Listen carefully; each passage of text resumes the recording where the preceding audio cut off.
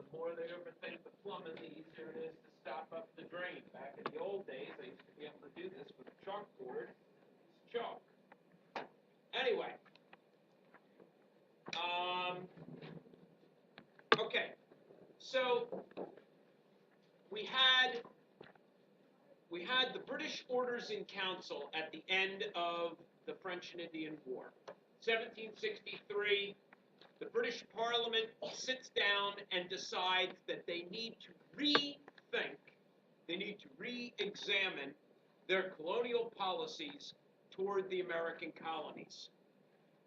The British Orders in Council that are passed in 1763 outline a new direction for British governance of the American colonies that is more direct. There is going to be more taxation. The Americans are expected to take on more of the financial burden of their own defense.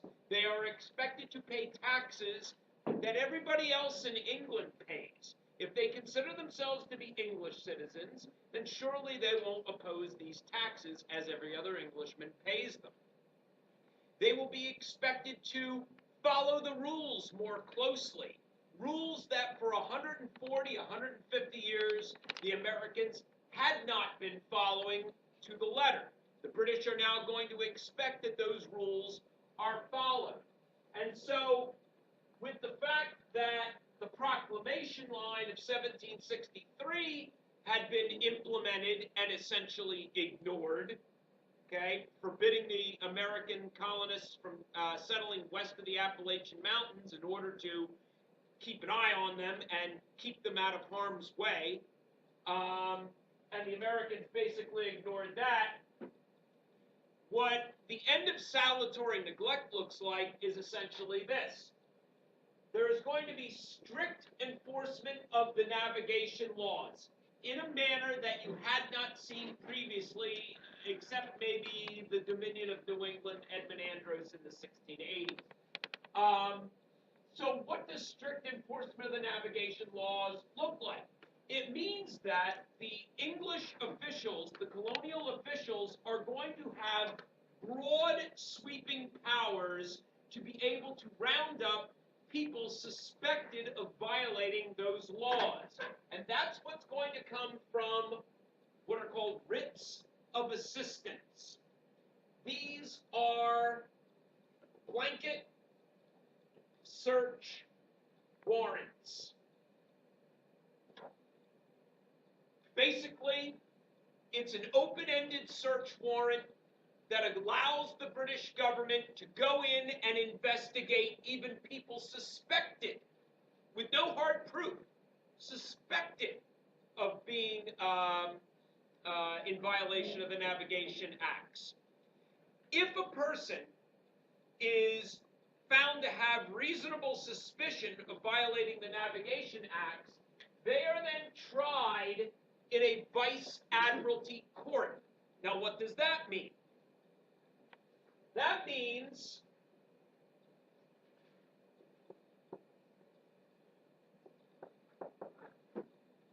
that you are tried in a special court that does not afford you the right of due process. So what would be some examples of due process? Just read your Miranda rights. Go ahead. Yes, you don't get a speedy trial. You don't get an attorney. You don't get a jury.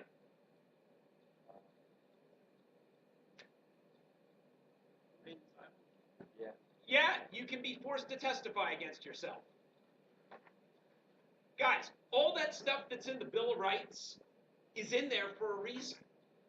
It's in there because all of those things were being violated at this time. That's why you have the right to an attorney, the right to a speedy trial, the right to not have cruel and unusual punishments levied against you, the right to confront your accuser, the right to see the evidence. That's all outlined in the Bill of Rights. Guys, people don't write laws down unless something was happening to compel them to write laws down. So if you see a law written down, more likely than not, the law was created to stop that action which was already going on. Does that make sense? So, like, there was a law in Philadelphia back during the colonial period that you weren't allowed to allow your pigs to roam freely around the streets. Well, that logically presupposes that pigs were roaming freely around the streets of Philadelphia.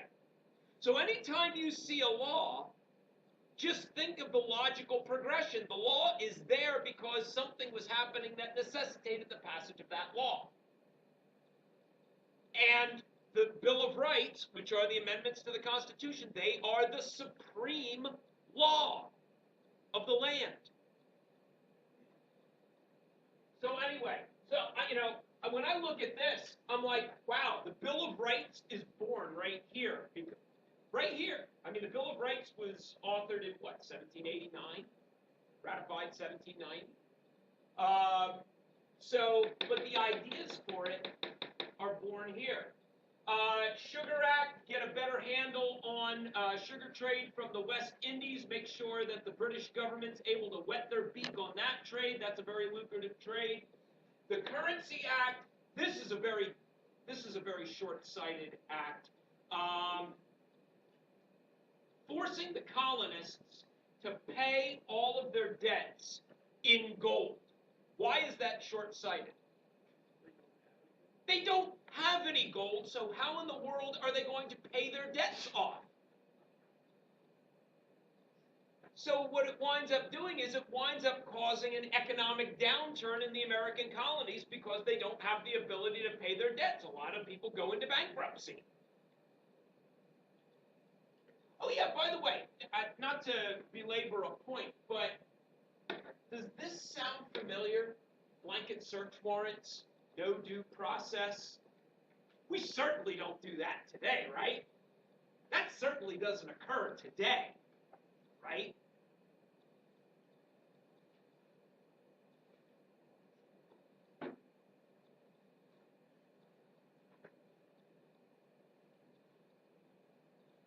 Really? We're just going to sit here and blankly look at me? You guys have got to think, does this happen today? Yeah.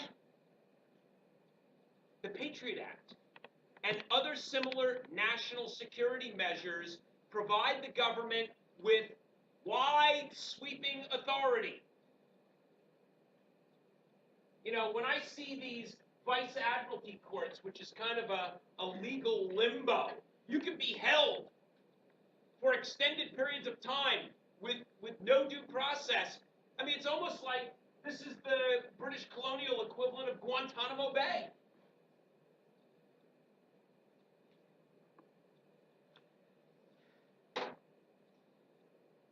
Quartering Act.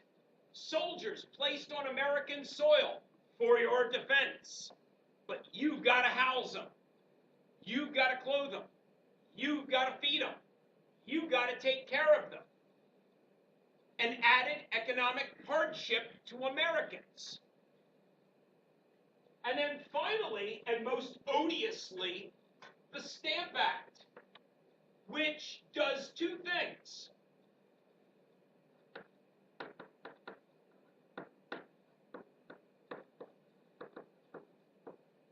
First, it is a tax to pay the very soldiers that are sitting in your home. So the soldiers who are in your home, you're now also being taxed to pay for those soldiers. And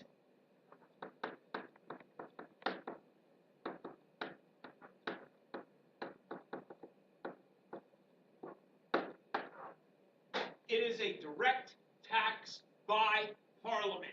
This is something Parliament had never done before. They had never directly taxed the American colonists. For the purpose of raising money. This is a revenue tax. We need money. We're getting it from you. Americans said, whoa, whoa, whoa, what are you doing? What are you doing? We take care of that ourselves. Our colonial governments take care of that ourselves. We take care of that ourselves. And Britain says, not anymore. So it's going to be a buildup over 2 years, 1763 to 1765. Proclamation line. You can't settle past the Appalachian Mountains. We're going to strictly enforce the Navigation Act. We're going to control and regulate trade. We have wide sweeping powers to go after people violating the law. We're going to control the rum trade and the sugar trade. We're going to, control, how you pay your bills. We're going to force you to take in troops, and we're going to directly tax you to pay those troops. If I'm an American, I'm incensed by this. And you're going to see protests. You're going to see violence. You're going to see intimidation. The tax agents that the British government hires to collect the taxes, they are going to find themselves on the end of some pretty significant intimidation and violence.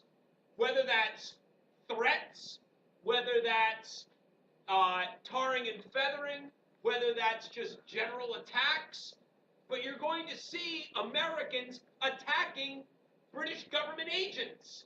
Some of them, their own neighbors. Because the British don't have all these people coming over from Britain to collect the taxes, they're going to hire Americans. Hey, do you want a job? Yeah, sure, I'll take a job working for the British government. Yeah, sure. And they hire an American. So you've got neighbors pitted against neighbors.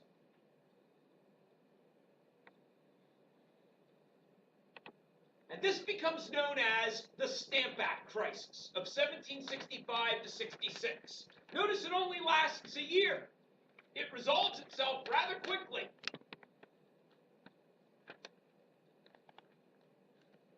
Marches, strongly worded letters to the newspaper, speeches, all manner of protests that you see in the American colonies.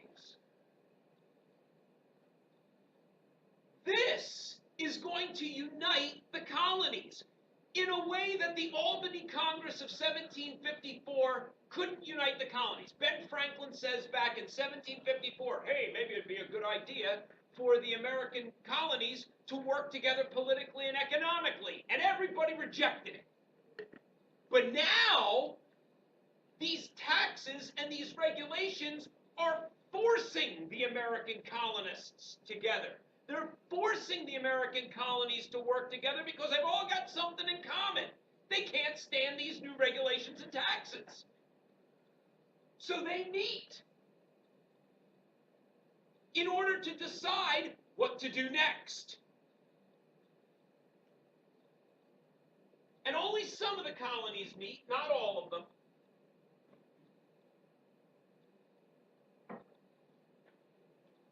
So what are they going to do?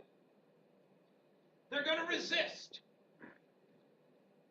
They're going to resist because they believe that these regulations are a violation of their God-given rights. Rights like life, liberty, property. Now, where would they get such a crazy idea? John Locke, the Enlightenment, the influence of the Enlightenment on American public consciousness. That what the British government is doing is violating those natural rights. Now, what did John Locke say? If a government violates your natural rights, what do the people have a right to do? Overthrow the government. We're not at that point yet. We're not overthrowing any governments here. These people see themselves as loyal British citizens, and all they want is to be treated equally, or at least that's what they say. Of course, if they wanted to be treated equally, they'd be willing to pay the taxes that every other Englishman pays, but they don't want to pay them. So while they say they want to be treated like Englishmen, they want to continue with the special treatment that they had previously.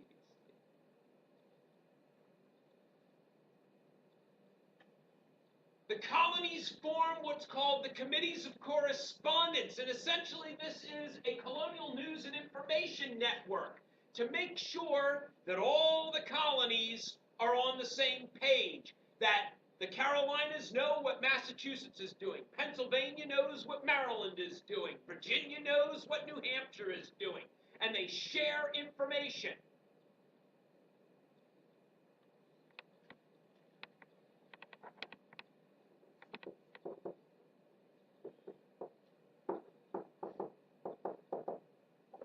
The printed word becomes important. The spread of information becomes important. Printers in the port cities are going to make out like gangbusters. Ben Franklin makes a fortune off of this.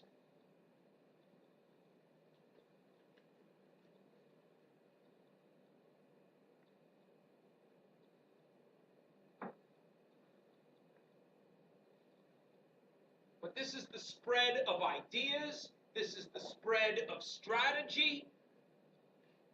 It's information, and guys, when you spread information, it brings the colonies together more. You're going to have the formation of something called the Sons of Liberty. Sons of Liberty. That's a very noble sounding organization. By the way, people have heard of the Sons of Liberty, yes? Okay, you've at least heard of them. Does anybody know anybody who was a member of the Sons of Liberty? Any famous Americans who were members of the Sons of Liberty? Samuel Adams, probably the most famous. Cousin to John Adams. John Hancock, member of the Sons of Liberty. And a number of other American luminaries, mainly of the merchant class, because these are the people that have the most to lose.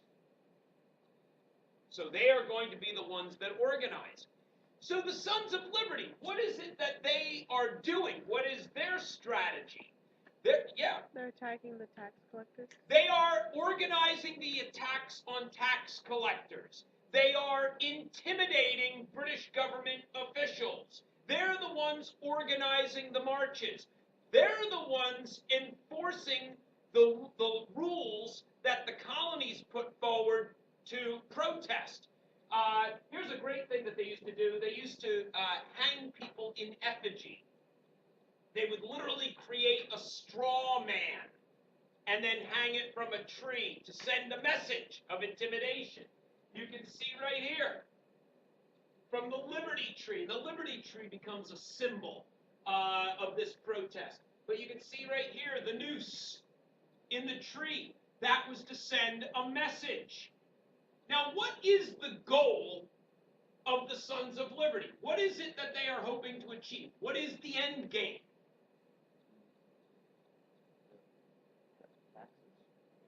Yeah, repeal the tax. Now, wait a minute. I'm going to say something that's extraordinarily controversial. And I'm sure, and this is also on YouTube, so I'm sure that people are going to watch this and they're going to say, what kind of crap is Mr. Smith teaching those kids?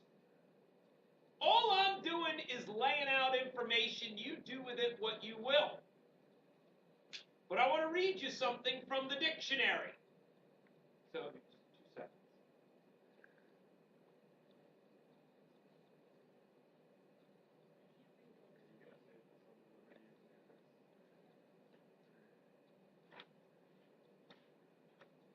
I'm just reading you something from the dictionary. You do with it as you will. The unlawful use or threatened use of force or violence to intimidate or coerce societies or governments for ideological and political reasons.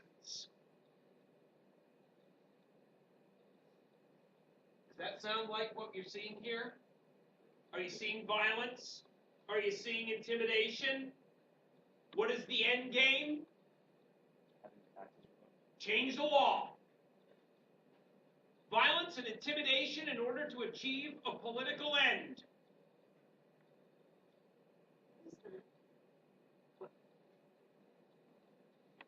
What's that?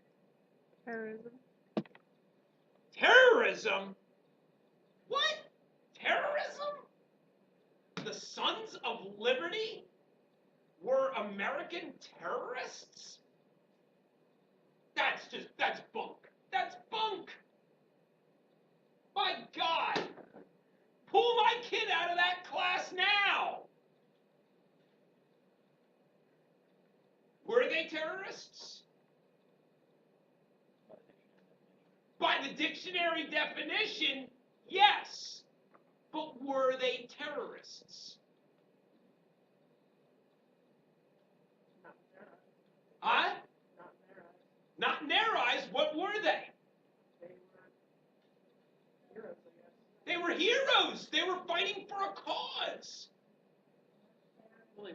They're fighting for what?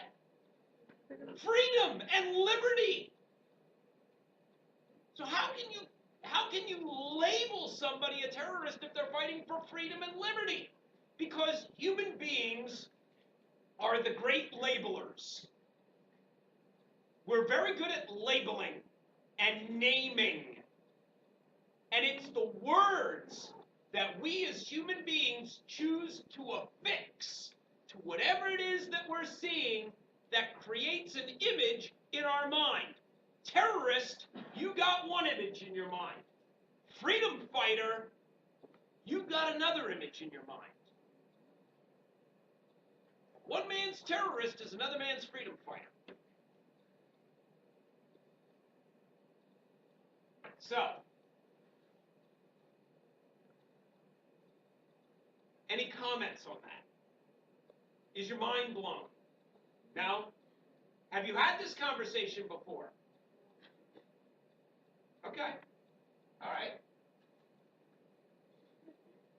Now, probably, look, you can have all the spread of news you want and colonial action that you want. You can have all the liberty trees and tarring and feathering that you want.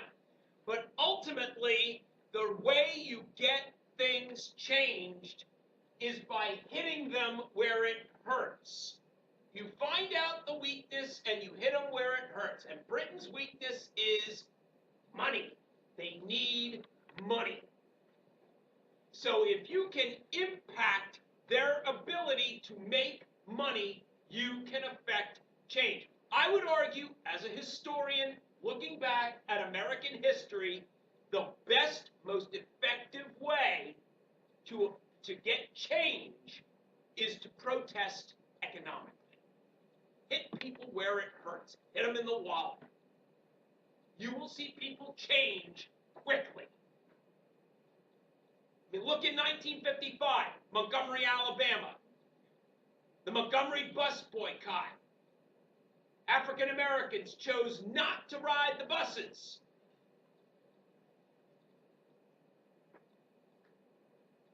The bus company lost tons of money because primary ridership on the buses were African Americans. When they chose not to ride the buses, they weren't making any money. Guess what they did?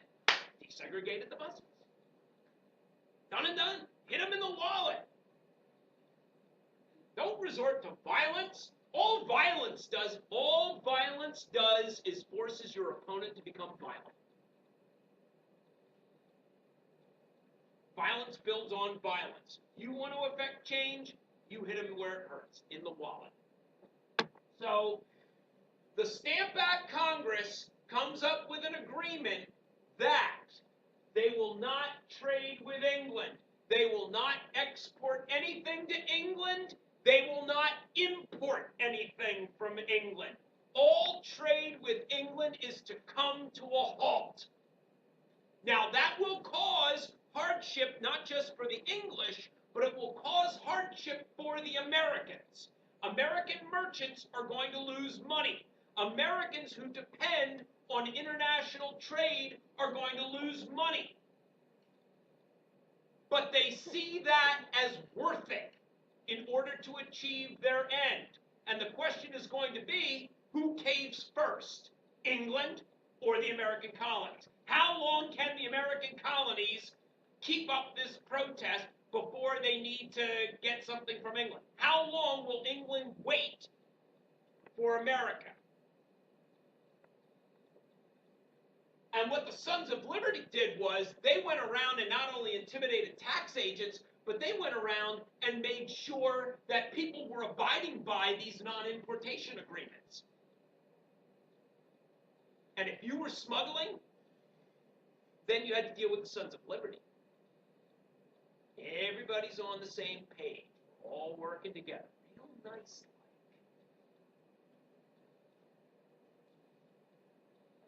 So,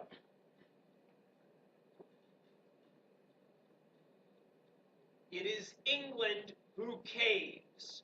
In 1766, it didn't take them long to cave either. In 1766, England decided that it was economically not worth it to keep pushing this Stamp Act. And so they repealed it.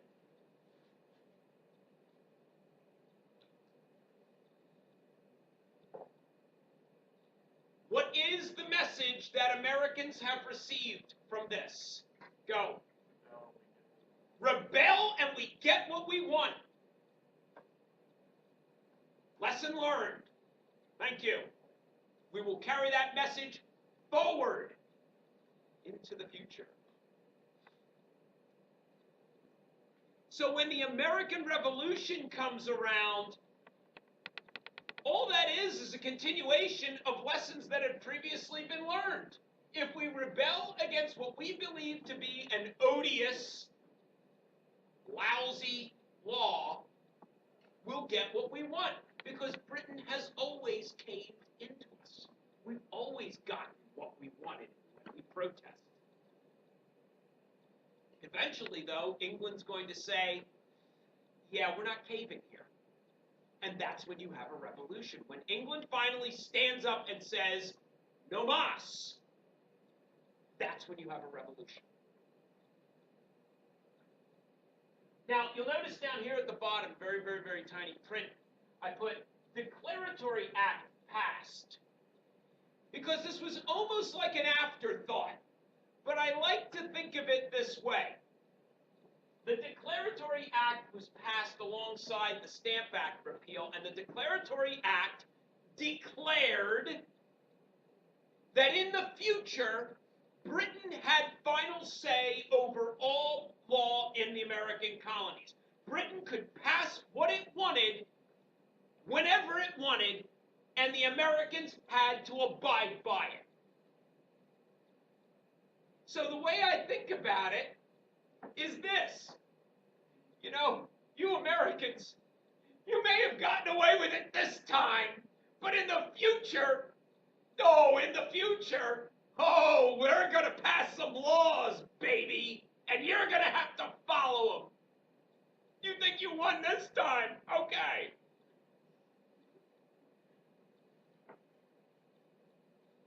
And therein lies the end of the Stamp Act crisis in 1766. Now, you've got 10 years until the Declaration of Independence. So then we need to eventually look at what happened in that 10-year period between the repeal of the Stamp Act and the decision among the Americans to declare independence. Because that is not something that's taken lightly. It must have been really bad. But we'll take a look at that at another time. For right now, I want to take a look at a document-based question. Okay. All right. So you can put your notes away. Yes?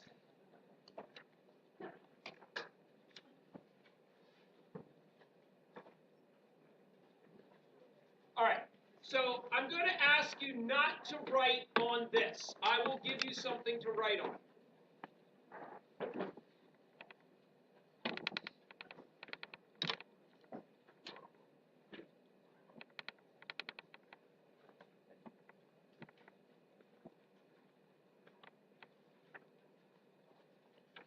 This was the 2004 DBQ. I think it is very well done, DBQ. Very good question.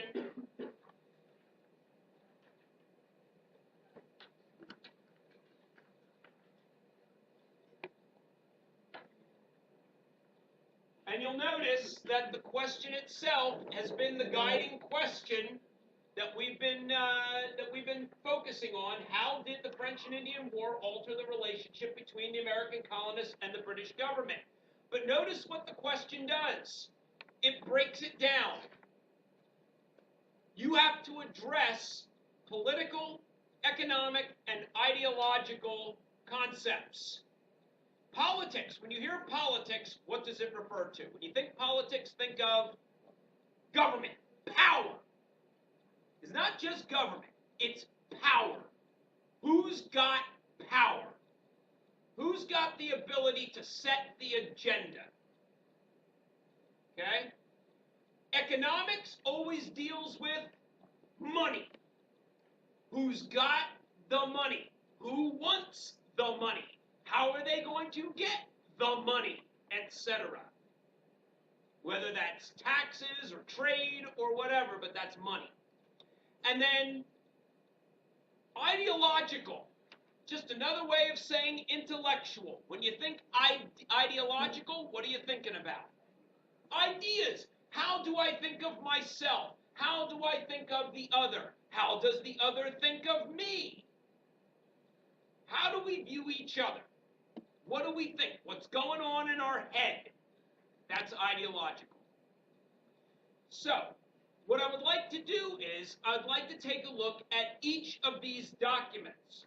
Now, you'll notice that the question covers the period 1740 to 1766. And you ultimately have 15 minutes to break down this question, analyze the documents, get something from the documents, and organize and outline your essay. So, for instance, you would, and since the question asks, alter the political, economic, and ideological relations, you would want to organize your essay to talk about political stuff first, economic stuff second, ideological stuff third. College Board is really good at wording the question so that the essay will organize itself.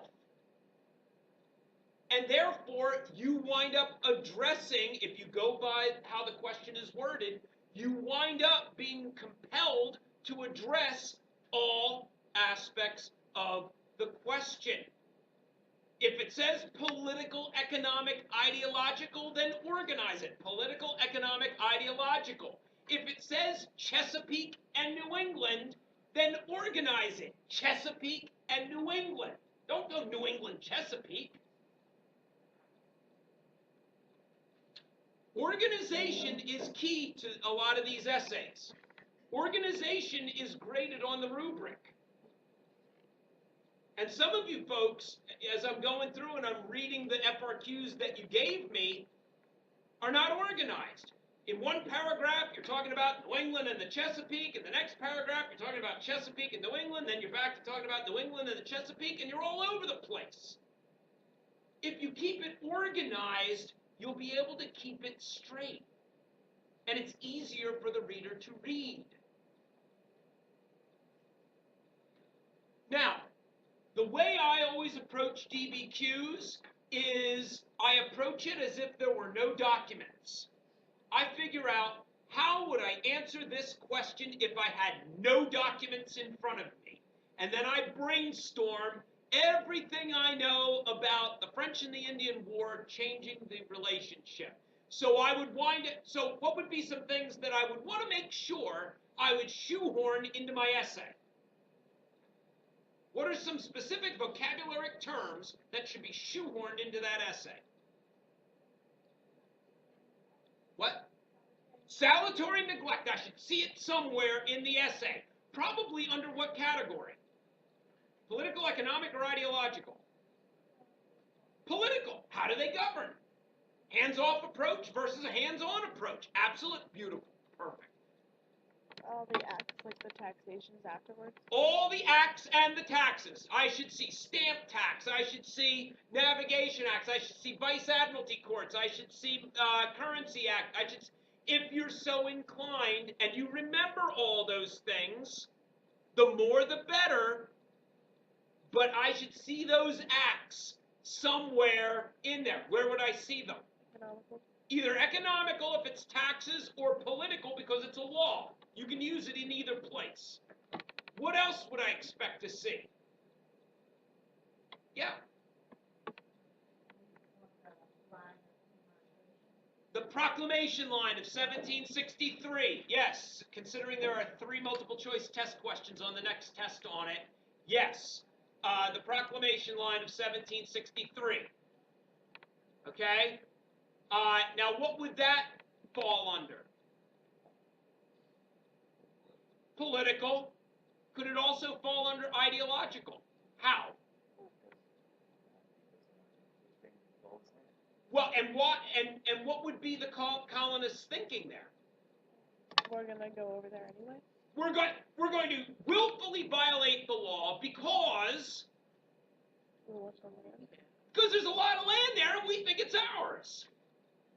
Guys, we have included, just in that little, 2-3 minute brainstorming session, we've come up with at least 6 or 7 pieces of outside information.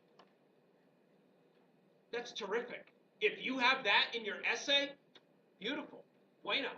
Then all you need to do is put that outside information into a framework, political, economic, or ideological. Talk about how and why it changed the relationship, and then figure out, well, what document evidence can I use to add to what I already wrote or what I'm already going to write. You don't allow the documents to drive the essay. You allow the information in the documents to support what you already know. So if you're talking about the Stamp Act, or you're talking about, we'll go to you. If you're talking about the end of salutary neglect and the decision of the British Parliament to revise its colonial policy toward the Americans, there's a document in here, it's the British Orders in Council, where you could add something from that to reinforce that item that you already know. But you're not saying there's a document called the British Orders in Council, and it says, quote, blah, blah, blah, blah, blah, unquote. You're using the document as additional reinforcement to what you already know. If you allow the document to drive the essay, then the essay gets no higher than a 4. Ever. Doesn't matter how well it's written. If all you do is just recopy documents in an essay, actually, if you recopy documents in an essay, that's a 3. And that's what I see the most of. When I go down to Louisville and I grade 1,500 exams, half of which are DBQs, what I'm seeing from 70 to 80% of students nationwide is them recopying documents in an essay. You're not going to do that. Yeah. So you don't want us to directly source the documents in our response? If you're going to directly source a document, keep the phrasing to about 3 or 4 words. But you're not sitting there saying, this person said blah, blah, blah, blah, blah, unquote. That's not your job. Your job is to take what that person said and figure out how it reinforces what you're already writing. So it says that you have to include like at least 5 or 6 of the documents in your response. Yes. So would you just like, I don't know how you would, while you were reading, you would just get that it's part of the document. I mean, I don't understand. Okay. If you turn that over to the board.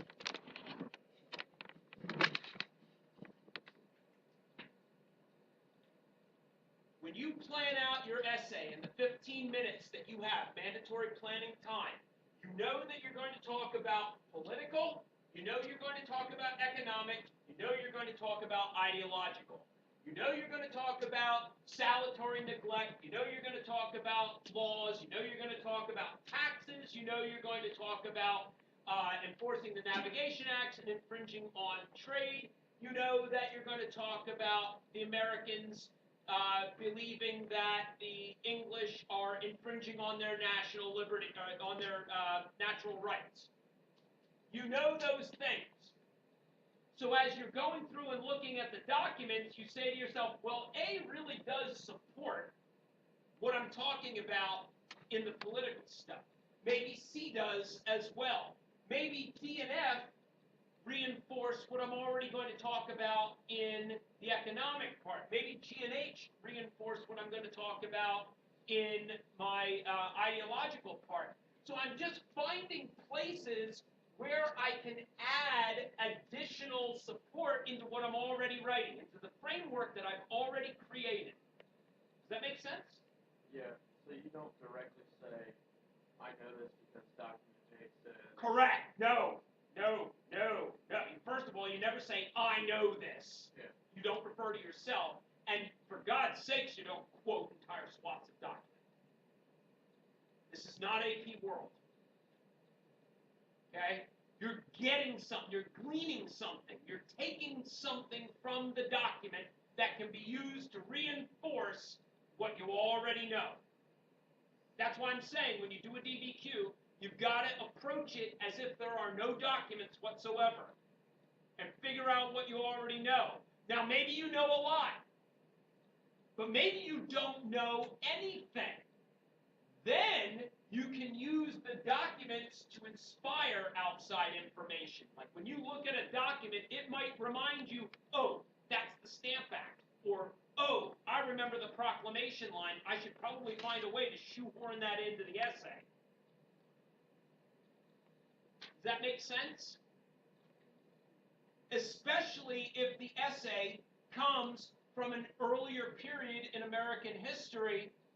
You're not going to remember a lot of things because it happened now rather than in April. So you may have to use the documents as a reminder, as a refresher of some specific vocabulary terms. That's why I keep telling you guys are responsible for that vocabulary. You need to know it. I'm not going to sit there and check note cards that you create, but you're responsible for that vocabulary because you're going to need to be able to use it in an essay. Because the last thing we want to hear is that the British government wanted things and stuff and wanted the things that they wanted and changed the rules so they could get what they wanted. Because that's what I read a lot of. And that says nothing. Did I adequately address your concern? Do you understand why this is different than AP World?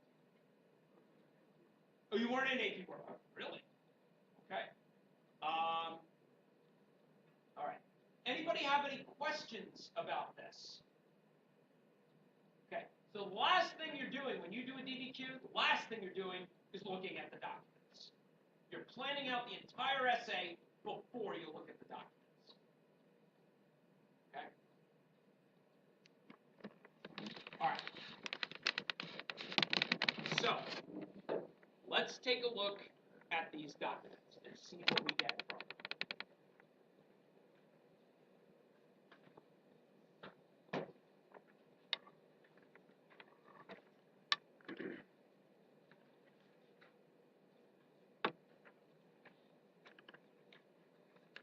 Now keep in mind, folks, you have 15 minutes to take apart the question, brainstorm specific vocabulary terms that you're going to include, analyze the documents, and figure out where you're going to shoehorn that information into your documents, or into your essay. And you've only got 15 minutes to do that. Guys, how much can you realistically expect to get from each document? Realistically. One thing. My general rule is get one thing from each document. One thing you can use from each document. If it's a phrase, great. If it's an idea, great. If it's a piece of outside information, great, but get one thing.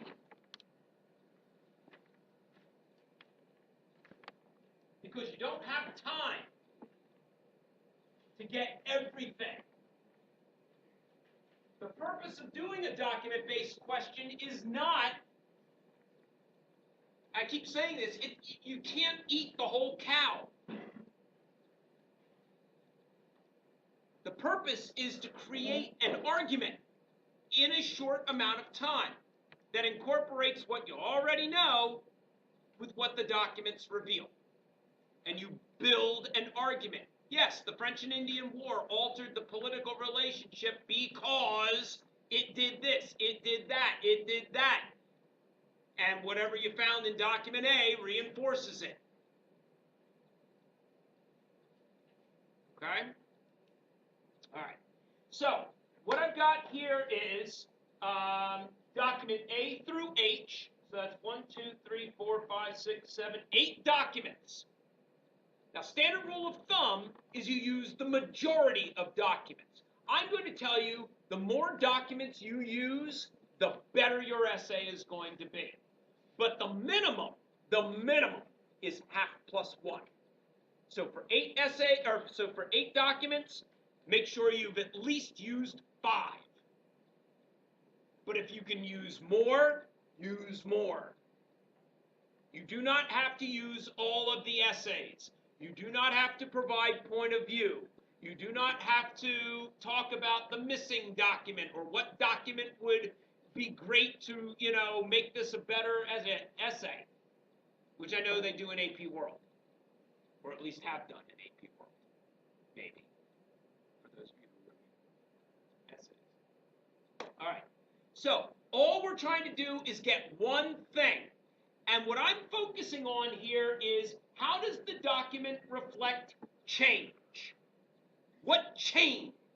When you look at that document, what change do you think of? And is it political? Is it economic? Or is it ideological? So what I'd like you to do, and you can do this by yourself, you can do it with a partner, you can do it with 3 people, I don't care. But what I'd like you to do is I'd like you to take the next 10 to 15 minutes to examine those documents and get one thing from each document that reflects change. Okay? Go ahead. Go get them. Yeah. Myself, am I a real British citizen or not? Do the British see me as a legitimate English citizen? Or am I somehow some sort of second-class citizen? Certainly, the soldier in document E would say that he was a second-class citizen. Because he's been drafted, he's not been given supplies, and he's not allowed to go home. I mean, that sounds like the life of a prisoner. Okay? So that's what I mean by getting something from the documents and then milling the information around in your head like that. Now, when I look at document A is typical of every DBQ in APUS history. The first document is a document that's what I call the catch-all document. Meaning, you can get a lot from one document. What outside information does that, I'm not even asking you to analyze the document, but what outside information can you get from document A? Think about specific vocabulary terms that document A inspires. Darn right, you got it. The proclamation line. Proclamation line, absolutely. Now, does the Treaty of Paris lead to political change? Does the proclamation line lead to political change? And that's how you would use that document. I would also be thinking about the Ohio River Valley. It makes me think about, all the battle. When I see a map, it makes me think about the battles that went on. But yeah, if all you got was Treaty of Paris and proclamation line, that'd be great. But I look at that document, I'm like, wow, look at that. England's got all that land after 1763. How are they going to govern that? Wow, that's going to be problematic to govern considering Pontiac's rebellion is going on. Oh, yeah, and the Paxton boys, yeah, they took matters into their own hands. And now I start going down a rabbit hole, and I start thinking about all those sundry pieces of outside information that document A inspires. So the first document that you look at on all of the DBQs will be a catch-all document that makes you think about a lot of outside information. You got to know your test maker. Your test maker wants you to be successful. And so that first document, they know you're going to be looking at that first document with a really sharp set of eyes. So, wow, if you go into the question and you don't remember anything, that first document should inspire you to think of at least 3 or 4 pieces of outside information. All right. Document B. This is, and if you're A-tipping the document, author is the chief of the Onondaga Nation of the Iroquois Confederacy, whoever that may be. We don't know. We've never heard of this guy, but what we do know in its simplest term is this guy he's an Iroquois. He's a Native American. And we already know something about Native Americans and European settlers. They don't like one another. Exactly. So, we already know that there is antagonism. So we take a look at it. The time and place. 1742, I'm seeing Pennsylvania, Maryland, and Virginia, and he's talking about Iroquois lands.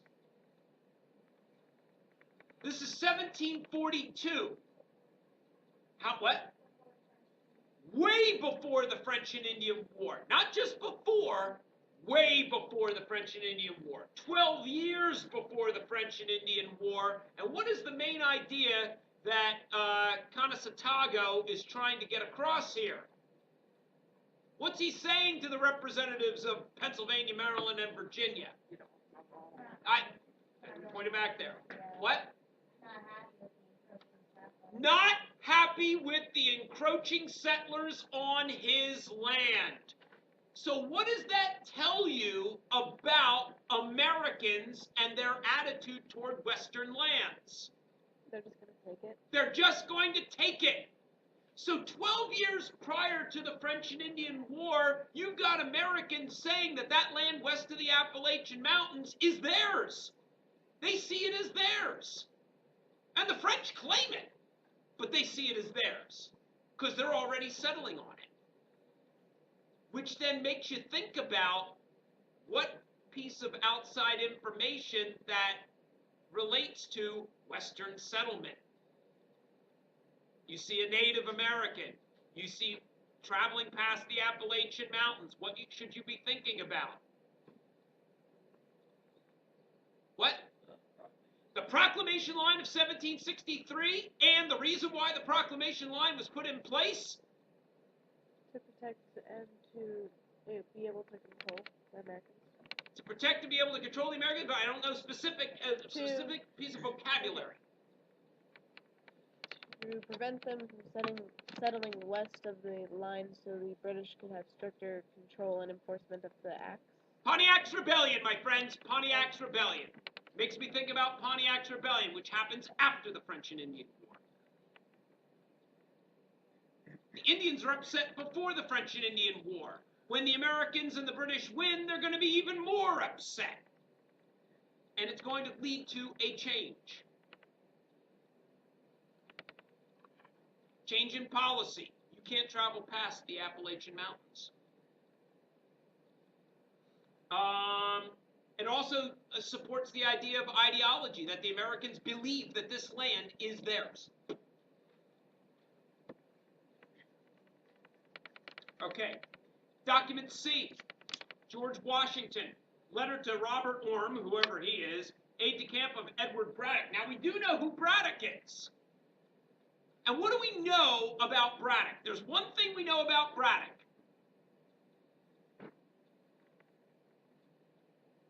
Remember I told you it was the equivalent of Dwight D. Eisenhower? Oh, he was killed. He was killed! So here's Braddock. He's the commander of British forces, and he was killed. You know why he was killed? Because he was a lousy general. And his strategy was terrible. And yet, here's George Washington. Here's George Washington. Such a much better general than him. And he's just kissing his butt. I mean, listen to this. It is true, sir, that I have expressed an inclination to serve the ensuing campaign as a volunteer. I'm volunteering. These are Americans volunteering. Not being drafted, volunteering at the beginning. And this inclination is not a little increased, since it is likely to be conducted by a gentleman of the general's experience. But besides this, and the laudable desire I may have to serve with my best abilities, my king and country, I'm loyal, I must be ingenious enough to confess that I am not a little biased by selfish considerations. To be plain, sir, I wish earnestly to attain some knowledge of the military profession. I'm nothing but a country rube. I want to learn how to be a good soldier, and there's no better person to learn how to be a good soldier from than General Braddock. Kissy, kissy, kissy. He's kissing butt. I mean, this is egregious butt kissing. Why? Why do people, think about it, you're all human beings. Why do human beings kiss butt? To get what they want. And what is it that Washington wants? To be famous. And you get to be famous by being a man of wealth, which he is, because he married into it, and you get to be famous back in the day by being a military hero. Believing a more favorable opportunity cannot offer than to serve under a gentleman of General Braddock's abilities and experience. Oh, he's so great. Good Lord, give me a break. And what do we already know about Americans serving in the British Army? What? Ultimately, they have to be drafted. Can't raise above captain. They cannot rise above the rank of captain. So here's an ambitious man looking to move up in station, yet he is going to be limited by the British, because the British believe that the Americans are somehow not that British.